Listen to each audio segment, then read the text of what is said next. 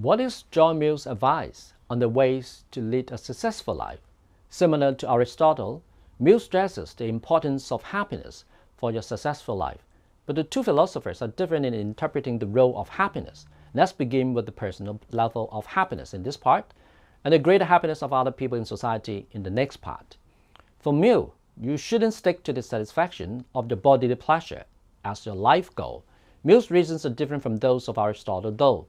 Mill notes that the sensual bodily pleasure, which he calls the lower pleasure, is typically associated with the, to quote, pleasurable excitement, end quote, one might obtain.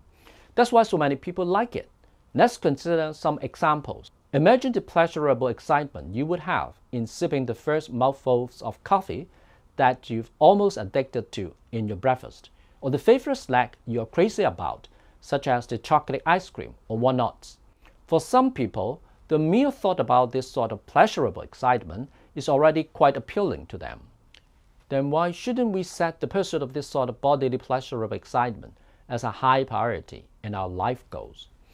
Mill's explanation concerns the sustainability of personal happiness. For this reason, his theory is different from that of Aristotle. Mill argues that it's impossible to have happiness if, to quote, happiness be meant a continuity of highly pleasurable excitement, end quote. Indeed, Mill claims that if such a continuity of pleasurable excitement were possible at all, your life would become, to quote, a life of rapture, end quote, which would be by no means pleasurable. Just imagine that you keep drinking cups of coffee or having several rounds of the chocolate ice cream. Your interest in them would go down when the frequency is higher and higher within a period of time. This is quite typical of the bodily pleasure. How about the addiction to drugs and alcohol? Could they sustain a longer pleasurable excitement?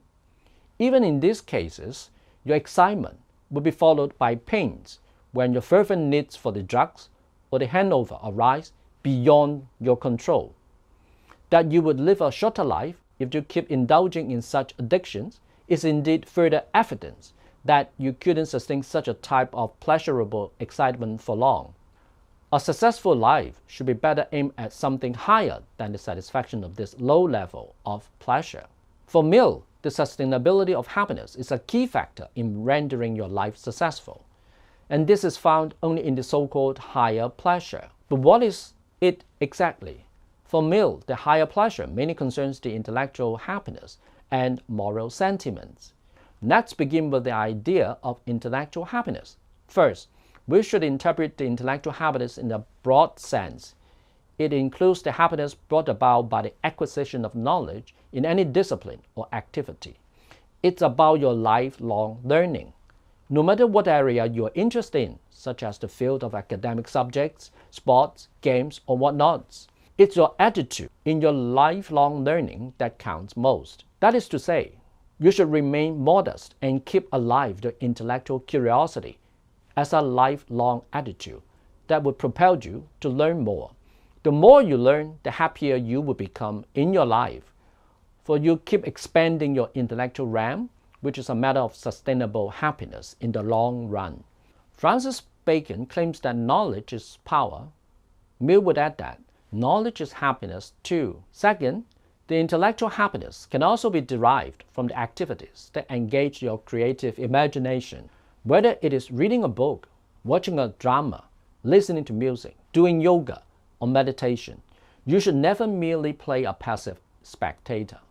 Instead, always try to foster your creative imagination and become an active participant by understanding and even mastering the techniques of the works and activities, so much so that you are, in a sense, authoring your own aesthetic experience from those creative works and activities. This type of joy, once you attain it, would motivate you to exercise more your creative imagination, and you would feel happy about it in the long run that the short-term bodily pleasure could hardly compete with. Last but not least, you may cultivate your moral character and sentiments so that you would develop a compassion for other people and humankind in general. This sort of happiness is clearly more sustainable than the lower pleasure, the latter of which would allow for the occasional fits of satisfaction at most. The sense of achievement and the empathetic affection one fosters by helping others will resonate as long as one maintains this sort of altruism.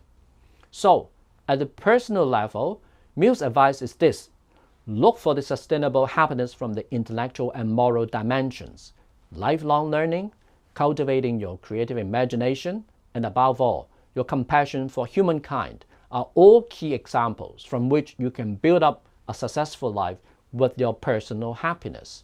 For some people, they might prefer the lower to the higher pleasures. Mill's reply that it is because those people have not had the experience of those higher pleasures. The higher pleasures are better because they are more sustainable in your life. For Mill, the highest good is what produces the most happiness. At the personal level, you should therefore pursue the higher pleasure, making your life sustainable, happy, and in this sense successful. Of course, for Mill, the mere personal happiness can be sufficient for your successful life. Let's move on to his greatest happiness principle. In the next part, you'll see Mill's ingenuity in linking up the personal and other people's happiness seamlessly for a full version of a successful life.